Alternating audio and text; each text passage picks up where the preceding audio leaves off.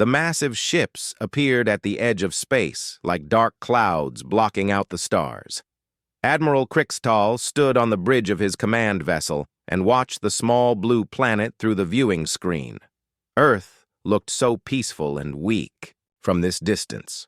His long fingers tapped against the metal rail as he studied the data flowing across his screens. "How many ships do they have?" he asked his aide. "Our scans show about 200 vessels, Admiral. Most are old mining ships, with basic weapons. Nothing that can challenge our fleet." Crixtal smiled, showing his sharp teeth. The Vorthak Empire had conquered 47 worlds. Earth would be number 48.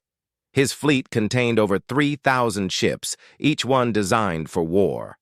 The humans below had no chance. On Luna Station, Admiral Jiho Kim stared at the same screens, but saw something very different. The alien fleet was massive beyond anything Earth had ever faced. His weathered hands shook slightly as he counted the enemy ships. 3,000 against 200. The math was simple and terrible. "Sir, we have Captain Mina Park on the line," his communications officer said. The screen flickered and showed a young woman with determined eyes. Captain Park commanded the stealth ship Soul's Shadow, one of Earth's newest vessels.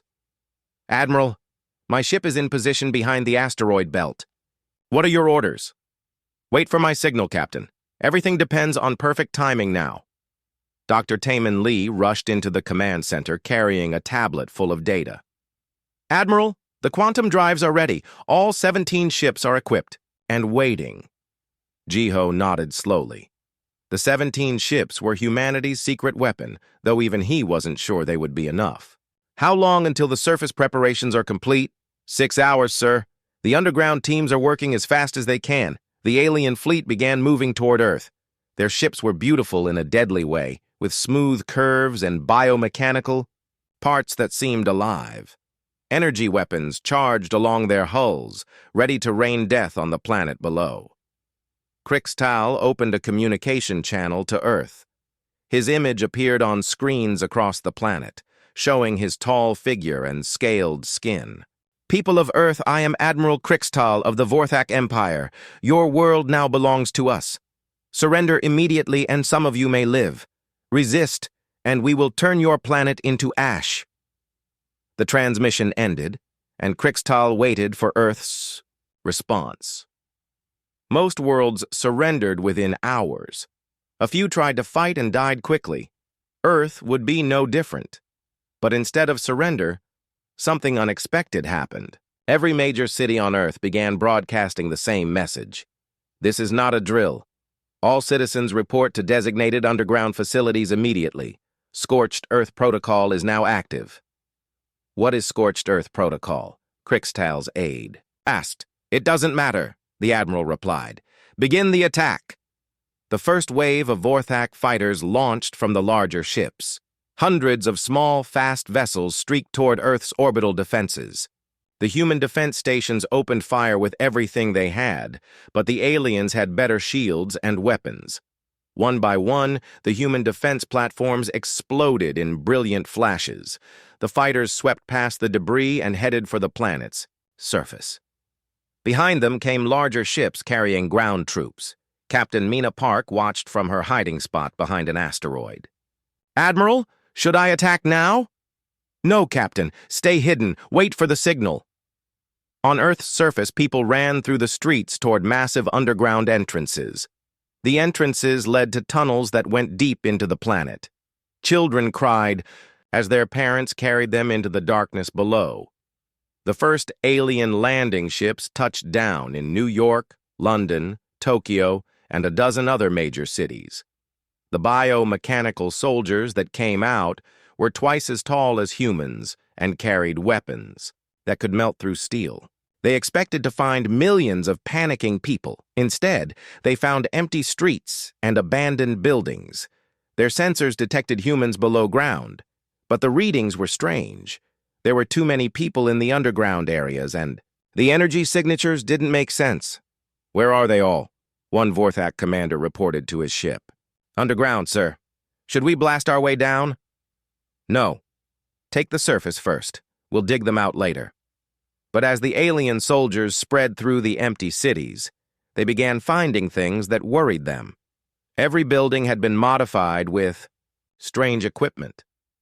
Power cables ran underground in patterns that looked like some kind of massive circuit. Energy readings were building everywhere. Deep beneath the surface, Dr. Sunmi Huang worked frantically in a control room carved from solid rock. Around her, thousands of people operated machines that most of the galaxy had never seen before. They were turning Earth's core into something new and dangerous. How much longer? Jiho's voice came through the speakers. 2 more hours, Admiral. The quantum resonance chamber is almost ready. Above ground, more alien ships landed. Crixtal studied the reports from his ground commanders. They're all hiding underground like rats. This should be easy. But his confidence began to fade as strange energy readings appeared across the planet. Whatever the humans were doing down there, it was big. Really big. The alien sensors detected power levels that shouldn't be possible from such a primitive world. The reading suggested some kind of planetary-scale construction project, but that was impossible. No species could modify an entire planet in secret. Admiral, his aide said nervously, the energy readings are getting stronger. Maybe we should... His words were cut off as something rose from the ground near what used to be Chicago. A massive metal structure emerged from beneath the city, bristling with weapons that hummed with unknown energy. Then another structure rose near London, and another near Tokyo. All across Earth, hidden defense platforms revealed themselves and began charging their weapons. Crixtal stared in shock as his scanners counted over 500 hidden weapon platforms. Each one was powered by energy sources that registered beyond his instrument's ability to measure. "This is impossible," he whispered. The first human weapon fired, and a beam of pure quantum energy struck one of his assault ships. The vessel simply vanished, not destroyed, but completely unmade at the atomic level. Jiho Kim smiled grimly as he watched the alien ship disappear. "Now, Captain Park, all ships, engage the enemy." The battle for Earth had truly begun. 3 days had passed since the first quantum weapon fired, and Admiral Crixtal could not believe what he was seeing. His mighty fleet was losing ships every hour to these impossible human weapons. The creatures he thought were primitive had somehow built defenses that could destroy Vorthak vessels with single shots. On the surface, Captain Sojin Choi crawled through the ruins of what used to be downtown Seoul. Her team of 5 soldiers moved quietly between the broken buildings, avoiding the alien patrols that searched the empty streets. The Vorthak ground forces had taken the surface cities easily, but they found nothing but empty buildings and strange equipment. "Captain, we have movement 2 blocks east," whispered Kyung-hee Nam, her explosives expert. She pointed toward a group of tall alien soldiers walking between the abandoned cars. "I see them. Do-hyun, can you hack their communication system?" Tech specialist Do-hyun Jang pulled out his tablet and connected to the hidden network cables that ran beneath every street. "Give me 30 seconds, Captain." The human resistance fighters were not trying to win battles on the surface. They had a much more important job. Every minute they kept the aliens busy up here was another minute for the people working below ground. Sojin knew that the real war was happening deep inside the planet, in places the Vorthak could not even imagine. "Got it," Do-hyun said quietly. "They are saying the underground tunnels go deeper than their scanners can reach. They want more drilling equipment from their ships." Sojin smiled. The aliens still did not understand what they were fighting. They thought humans were hiding in simple bunkers. They had no idea that the entire planet had been secretly rebuilt over the past 30 years. Deep beneath the Pacific Ocean, Dr. Sunmi Huang watched thousands of screens showing the progress of the most amazing construction project in human history. The underground cities were not just hiding places. They were part of a massive machine that used the whole planet as its power source. "Status report?" she said into her headset. Sector 7 is at 90% power, came a voice from Beijing. Sector 12 needs another hour, said someone from London. Sector 15 is ready and waiting, reported the team in Sydney. All around the world, in caverns carved deep into the Earth's crust, millions of people worked together on the same incredible goal. They were turning their entire planet into a weapon that could defend itself. The idea had started 30 years ago when Earth's deep space monitoring stations detected the Vorthak Empire. Dr. Huang had been young then, just out of university. She and her team had calculated that building a space fleet large enough to fight the aliens would take more time and resources than Earth had, so they came up with a different plan. Instead of building ships to protect Earth, they would make Earth itself into something that could not be conquered. Above her head, the quantum resonance chamber hummed with power drawn directly from the planet's core. The chamber was connected to similar devices all over the world through a network of tunnels and cables that the aliens had not even begun to understand. Captain Mina Park's stealth ship Soul's Shadow drifted silently through space, watching the alien fleet from a distance. Her advanced sensors could detect things that the enemy could not see. What she found made her stomach feel cold. "Admiral, you need to hear this," she said over the secure channel. Jiho's face appeared on her screen. "What is it, Captain?" "The aliens are not just trying to conquer us. They are setting up mining equipment, big mining equipment. They want to dig up our planet's core." The Admiral's face went pale. "Are you certain?" "Yes, sir. They have specialized ships designed for planetary core extraction. They are not planning to rule Earth. They want to strip mine it and take everything valuable." In his command chamber, Jiho closed his eyes for a moment. This changed everything. The Vorthak were not just conquerors.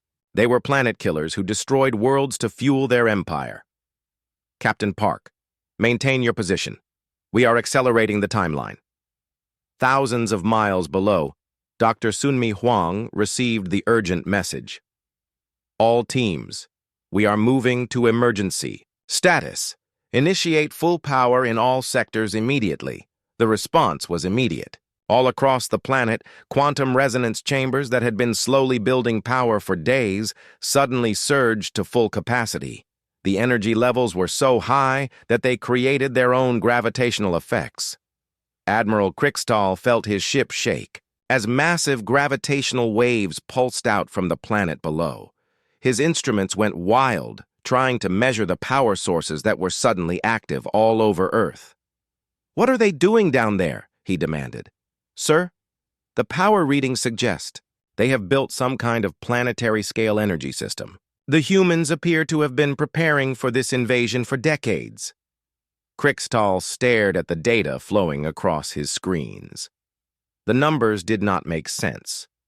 No primitive species could build technology like this. But the evidence was right. In front of him, on Earth's surface, the first hidden defense platforms had revealed themselves and started firing. But now something much bigger was happening. Mountain ranges that had stood for millions of years suddenly split open to reveal weapon systems that had been built inside them. The ocean floors opened and released swarms of small automated ships that rose toward the alien fleet. Even the planet's weather began to change as atmospheric processors created electromagnetic storms that interfered with Vorthak communications. Captain Sojin Choi watched from her hiding place as alien soldiers ran in panic through the streets. Their equipment was failing as Earth's modified magnetic field created interference they could not block. "Time to move," she told her team. "The planet is waking up." Above them, more hidden defense systems activated. Buildings that had looked ordinary revealed themselves as disguised weapon platforms. Streets opened to show missile launchers that had been built underneath. The entire surface of Earth was transforming into a fortress. Admiral Krickstall watched in horror as his invasion force was pushed back by defenses that seemed to come from nowhere. His fleet of 3,000 ships was being systematically destroyed by a planet that fought like a living creature. "Admiral, we should retreat," his aide suggested. "No, We have come too far to give up now. Prepare the core crackers. The core crackers were the Vorthak Empire's most powerful weapons, designed to split a planet's crust and expose its core for mining. If they could not conquer Earth, they would destroy it and take what they needed from the wreckage. But as the massive core cracker ships moved toward Earth, Captain Mina Park received a new set of orders from Admiral Jiho. Captain, it is time for the 17 ships to reveal themselves. Signal the fleet. In the asteroid belt, 17 ships that had been hiding in complete silence suddenly came to life. Their quantum drives activated and they began moving toward the alien fleet at incredible speed. The final phase of Earth's defense was about to begin. 3 weeks into the invasion, Admiral Crixtall stood in his command center, staring at reports that made no sense. His fleet had lost over half its ships to a planet that seemed to be alive and fighting back. Every day brought new surprises that challenged everything the Vorthak knew about warfare. Engineer Chang Ho Yoon sat in the interrogation chamber aboard a captured Vorthak ship, facing 3 alien officers who wanted answers. His hands were bound, but his eyes were calm as he looked at his captors. "Your species is supposed to be primitive," the lead interrogator said. "How do you have weapons that can destroy our ships?" Chang Ho smiled. "You want to know our secret? We have been watching you for 30 years. We saw how you destroyed other worlds, and we decided to do something different. Impossible. Our expansion has been too fast for any species to prepare." "You think so? We detected your empire when you conquered the Zeltharian system. That was 31 years ago. We immediately began preparing for the day you would come to Earth." The alien officers looked at each other with confusion. The Zeltharian system was over 50 light years away. How could these primitive humans have detected their conquest from such a distance? "You are lying," another interrogator said. "Am I? Check your own records. How many civilian ships have you seen trying to escape Earth? How many of our cities have you found full of panicking people? We have been ready for you since before many of our current soldiers were born." Meanwhile, on Earth's surface, the transformation continued. What had once looked like ordinary mountains revealed themselves as massive weapon platforms. The peaks split open and cannon barrels the size of skyscrapers emerged, powered by the planet's modified core. Dr. Yunbi Kang stood in the deep command bunker that had been carved out beneath what was once the Pacific Ocean floor. Around her, holographic displays showed the status of construction projects that spanned the entire planet. "Report from all sectors," she said. "North American grid is at full power," came the reply from the former location of the Rocky Mountains. "European network shows optimal function," reported the team working beneath the Alps. "Asian systems are operating beyond design specifications," said the voices from deep under the Himalayas. Every response confirmed what Dr. Kang already knew. The Gaia project was working exactly as planned. Earth had become something that had never existed before in the galaxy, a planetary-scale fortress powered by its own core. The plan had been simple in concept but incredibly difficult to execute. Instead of trying to build enough ships to fight an interstellar empire, humanity had chosen to make their entire world into something that could not be conquered or destroyed. Every major city had been built with massive underground extensions that connected to a global network of tunnels and caverns. Every civilian facility had secret military purposes. Every power plant, factory, and transportation system was part of a single planetary defense grid. Above them, the Vorthak fleet struggled against defenses that adapted to every attack. The aliens would develop new tactics, and Earth's quantum processing systems would immediately create counters. They would try to jam communications, and the planetary network would switch to quantum entanglement channels they could not detect. Admiral Crixtall watched his tactical displays with growing desperation. "How many ships have we lost today?" 47. "Sir, the humans have some kind of predictive system that counters our strategies before we can implement them. The Admiral had fought dozens of campaigns across the galaxy, but had never encountered anything like this. Most species either surrendered quickly or fought with conventional weapons that his fleet could easily overcome. Earth was doing something completely different. "Sir, we are receiving a transmission from the planet," his communications officer reported. The main screen activated and showed the face of Admiral Jiho Kim. The human looked tired but determined as he spoke. "Admiral Krixtal, I am Admiral Kim of the Earth Defense Force. I want to make you an offer." "You are in no position to make offers, human. I think you will find that we are in a better position than you realize. Look at your fleet strength. Then look at our defensive capabilities. How many more ships are you willing to lose?" Krixtal checked his displays. His fleet was down to 800 ships from the original 3,000. Earth's defenses seemed to grow stronger every day. "What do you want?" he asked. "Leave our system immediately and never return. In exchange, we will not pursue your remaining ships or share our defensive technology with other worlds you have conquered." "And if we refuse?" Jiho's expression became grim. "Then we will show you what Earth looks like when it stops holding back." The transmission ended and Krixtal considered his options. He had never retreated from a conquest before, but he had never faced anything like this planet. His decision was made for him when the planetary surface began to shift in ways that his sensors said were impossible. Entire continents seemed to be moving as massive mechanical systems came online deep within the Earth's crust. The ocean floors opened to reveal launch bays that released millions of small automated ships.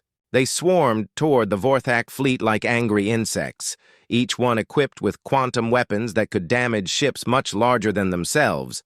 Even the planet's weather joined the attack.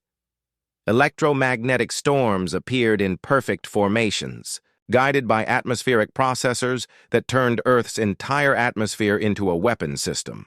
The storms disrupted Vorthak's shields and communications while leaving Earth's own systems completely unaffected. Pilot Jae-hyun watched the battle from his hiding place in the asteroid belt. His ship was one of the 17 vessels that had been waiting in complete silence for 3 weeks. Each ship was equipped with experimental quantum drives and weapons that had never been tested in actual combat. "All pilots, this is Admiral Kim," came the secure transmission. "Prepare for Operation Final Strike. The Vorthak are about to deploy their planet-killing weapons." Through his sensors, Jae-hyun could see massive ships moving toward Earth. These were different from the regular fleet vessels. They were longer, more heavily armored, and covered with equipment designed for one purpose: cracking a planet's crust to expose its core for mining. 17 ships against planet killers, he muttered to himself. This should be interesting. On Earth, Dr. Yoonbi Kang received the alert she had been dreading. "All teams, the enemy is deploying core crackers. Initiate final defensive protocol, the CAS." Response was immediate. Every quantum resonance chamber on the planet synchronized to create a single massive energy field that surrounded Earth like an invisible shell. The field was so powerful that it bent light around it, making the planet appear to shimmer like a mirage. Admiral Krixtal watched in amazement as Earth seemed to become transparent. His weapons locked onto empty space where the planet had been moments before. "What are they doing?" he demanded. "Sir, it appears they have created some kind of quantum displacement field. Our weapons cannot lock onto the planet's actual position." The core cracker ships fired their massive weapons at where Earth should have been, but the beams passed through empty space. Meanwhile, the planet's real location remained hidden behind quantum distortions that made it invisible to Vorthak sensors. But maintaining the quantum field required enormous amounts of energy, and Earth could not stay hidden forever. That was when the 17 ships finally revealed themselves, emerging from the asteroid belt at incredible speed. Each ship appeared to be empty when Vorthak sensors examined them, but that was because their crews were in quantum-suspended animation, making them undetectable. As they approached the alien fleet, the ships began transmitting a signal that made Admiral Krixtal's blood run cold. "All ships, This is Captain Woo-Jin Lim of Earth Defense Ship Alpha 1. We are beginning final approach. Remember, there is no turning back from this point. The 17 ships spread out in formation and began their final attack run toward the core cracker vessels. Whatever weapons they carried, Crixtal knew they represented Earth's last desperate gamble. The battle for humanity's survival was about to reach its climax. Captain Woo-Jin Lim felt his ship shake as the quantum suspension chambers deactivated and his crew began waking up. Navigation specialist Ji-yeon Kim was the first to open her eyes, followed by weapons officer Seok-jin Park. They had been asleep for 3 weeks while their ships drifted in the asteroid belt, waiting for this moment. "Status report," Woo-Jin said as his crew took their positions. "All systems online, Captain," Ji-yeon reported. "The other 16 ships are in formation and ready." Through the view screen, Woo-Jin could see the massive Vorthak fleet ahead of them. The alien ships were focused on Earth, trying to crack through the quantum displacement field that hid the planet. They had not yet noticed the 17 human vessels approaching from behind. Each of the 17 ships carried a piece of what Dr. Hyejin Moon had called the Quantum Cascade device. The device was humanity's ultimate weapon, something that could turn the fundamental forces of space itself against any artificial construct within a star system. "Dr. Moon, are you ready?" Woo-Jin asked over the secure channel. The elderly scientist's voice came through the speakers from deep beneath Earth's surface. "All Cascade components are synchronized, Captain. You have perhaps 10 minutes before the Vorthak detect your approach." Woo-Jin looked at his crew. They all knew what this mission meant. The Cascade device would create a chain reaction that would destroy every Vorthak ship in the system, but it would also consume the 17 ships that carried it. They were flying toward their own deaths to save their world. "Ji-yeon, plot an intercept course for the lead core cracker.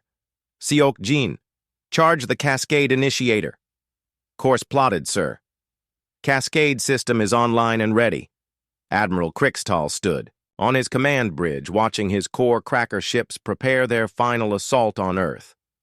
The quantum displacement field was weakening as the planet's energy reserves were drained by maintaining it. Soon they would be able to lock onto the real Earth and begin the process of cracking its crust. "Admiral, we have 17 small ships approaching from the asteroid belt," his tactical officer reported. Crixtal glanced at the display. The ships were tiny compared to his massive fleet, barely larger than fighters. "Ignore them. Focus on the planet." But as the 17 ships came closer, Crixtal began to notice something strange about them. His sensors showed they were empty of life signs, yet they flew in perfect formation as if guided by invisible pilots. "Sir, the approaching ships appear to be unmanned, but they are moving with purpose. Destroy them." Dozens of Vorthak fighters broke away from the main fleet to intercept the 17 ships. Energy beams and missiles filled the space between them, but the human vessels seemed to dance through the attack as if they knew where every shot would be before it was fired. "How are they doing that?" Crixtal demanded. "On Earth, every quantum resonance chamber on the planet was working together to create the most sophisticated guidance system ever built. The planetary network could calculate the exact position and velocity of every enemy weapon, allowing the 17 ships to navigate through the attack with impossible precision." Captain Woo-Jin Lim watched the alien fighters explode around his ship as Earth's guidance system helped him dodge their attacks. His own weapons remained silent. The 17 ships had not come here to fight the small vessels. They had come for the core crackers. 2 minutes to target," Ji-yeon announced. "All Cascade components report ready," came Dr. Moon's voice. The 17 ships pushed through the last line of Vorthak fighters and entered the formation of core cracker vessels. These ships were enormous, each one the size of a small moon, and equipped with weapons that could shatter planets. "Beginning Cascade deployment," Woo-Jin announced. The 17 ships spread out in a precise pattern around the core crackers, each Vessel released its portion of the cascade device, and the separate components began linking together in space. Energy flowed between them, creating a web of quantum connections that grew stronger with each passing second. Admiral Crixtall, finally, realized what was happening when his sensors detected the quantum field building around his core crackers. "All ships, retreat immediately! They have some kind of quantum weapon!" But it was too late. The cascade effect began as the linked components reached critical resonance. The weapon did not create explosions or energy beams. Instead, it reached into the fundamental structure of space-time itself and twisted it in ways that made artificial constructs impossible to maintain. The first core cracker began coming apart at the molecular level as its own. Power systems turned against it. The exotic matter that powered its weapons became unstable and began converting the ship's hull into pure energy. "What is happening?" Crixtall screamed as he watched his most powerful ships dissolve into clouds of glowing particles. Captain Seokjin Park monitored his weapons console as the cascade effect spread from ship to ship. "Captain, the weapon is working better than expected. It's following their power grid connections."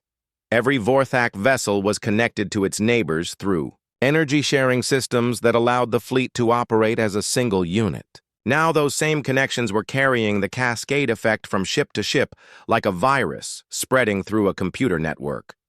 One by one, the alien vessels began tearing themselves apart from the inside. Their own weapons turned against them. Their shields became weapons that destroyed their hulls. Their power systems converted their crews into energy that fed back into the cascade effect. Admiral Crixtall watched in horror as his fleet of 800 ships was reduced to a few dozen in a matter of minutes. "Retreat! All ships retreat to hyperspace!" The surviving Vorthak vessels tried to escape, but the cascade effect followed them. The quantum disturbance had become entangled with their hyperspace drives, and jumping to faster-than-light travel only spread the weapon's influence across multiple dimensions. Ships that had fled to other star systems found themselves dissolving in hyperspace as the cascade effect pursued them through dimensions that the Vorthak did not even know existed. There was no escape from a weapon that used the fundamental forces of reality itself. Captain Woojin Lim felt his ship beginning to shake as the cascade device reached its final phase. The 17 ships had done their job, but now they were caught in the same quantum storm they had created. "All crew prepare for cascade absorption," he announced calmly. Around him, his crew took their positions with quiet dignity. They had known this moment would come when they accepted the mission. The cascade device could not be controlled or stopped once activated. It would consume everything in its path, including the ships that had deployed it. "Captain, it has been an honor serving with you," Jiyeon said.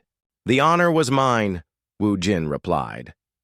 Through the view screen, they could see Earth in the distance, its blue surface no longer hidden by the quantum displacement field.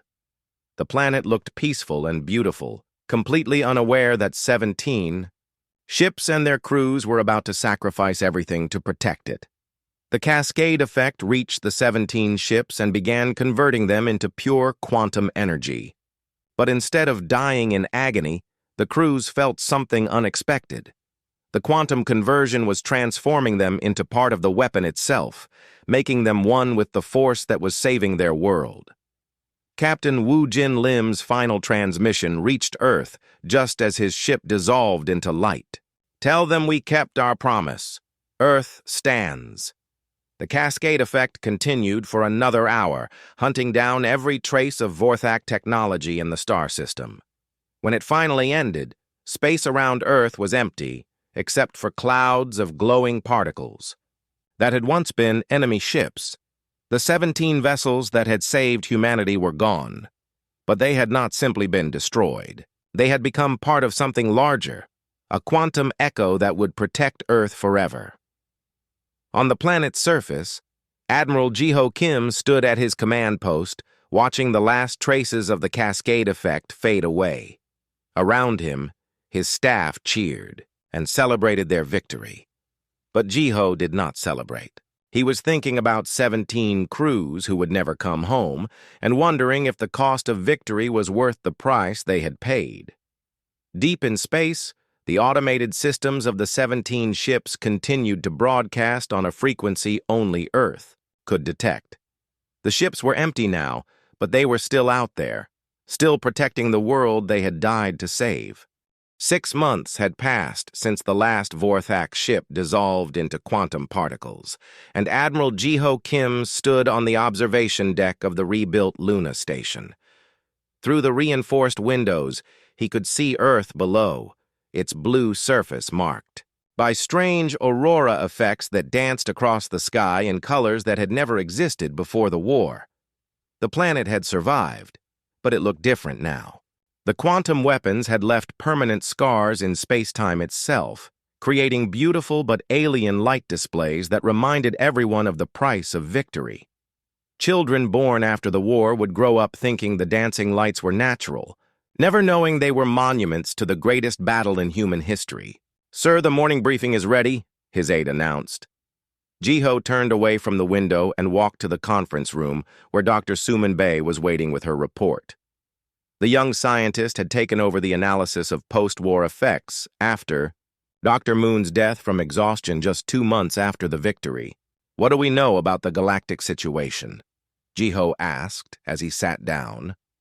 Dr. Bey activated the holographic display that showed their current understanding of the galaxy beyond Earth. The Vorthak Empire collapsed completely within 4 months of losing their core fleet.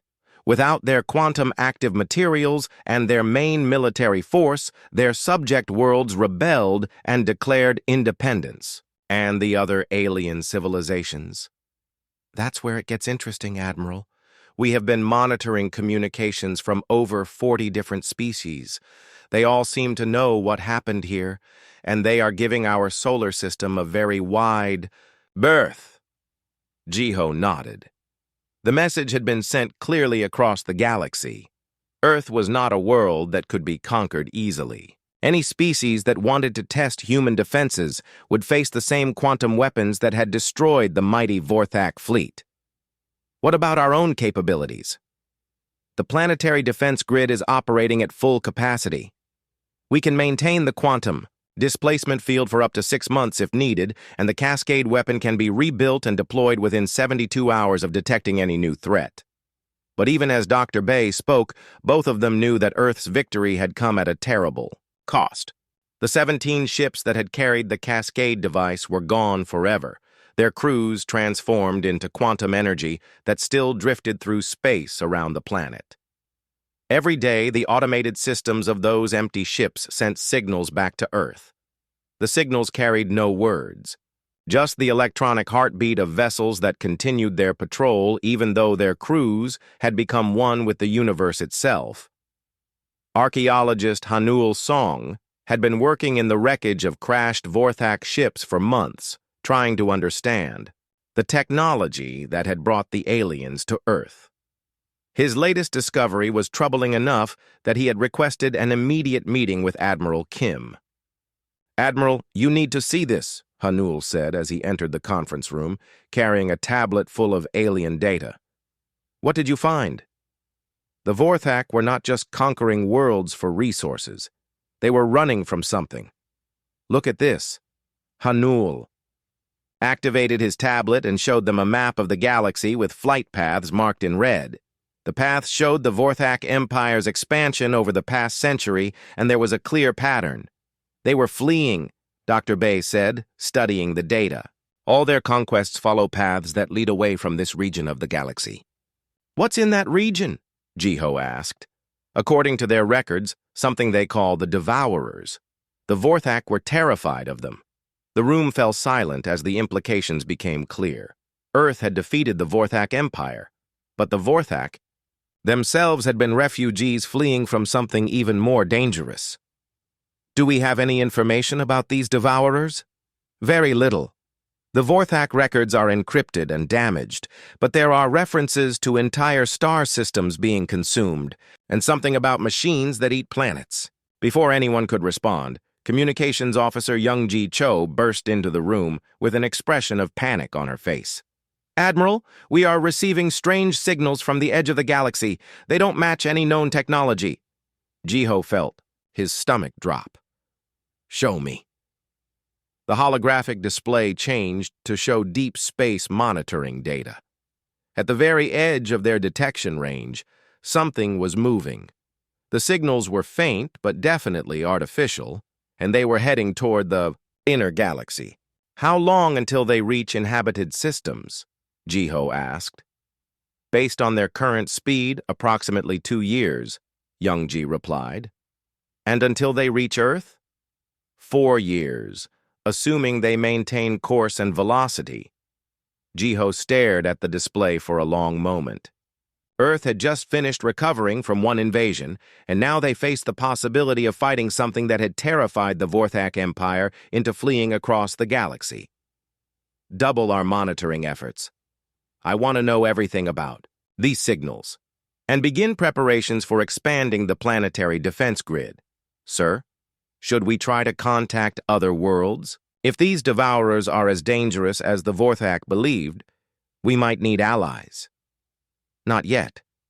We don't know enough about the threat, and we can't be sure other species would help us rather than surrender or flee." As the meeting ended and everyone returned to their duties, Jiho remained alone in the conference room staring at the display. The 17 empty ships were still out there, still patrolling, still protecting Earth even in death. He wondered if their sacrifice would be enough for whatever was coming next. Outside the station, one of those ships drifted past the observation windows.